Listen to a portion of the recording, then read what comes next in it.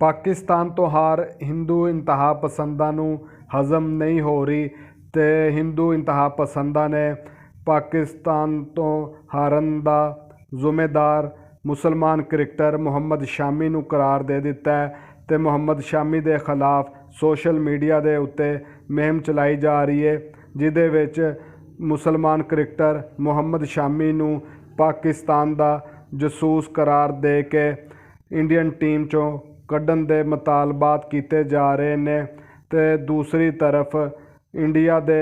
साबक cricketer Muhammad Shami दे हक दे विच खलो गए ने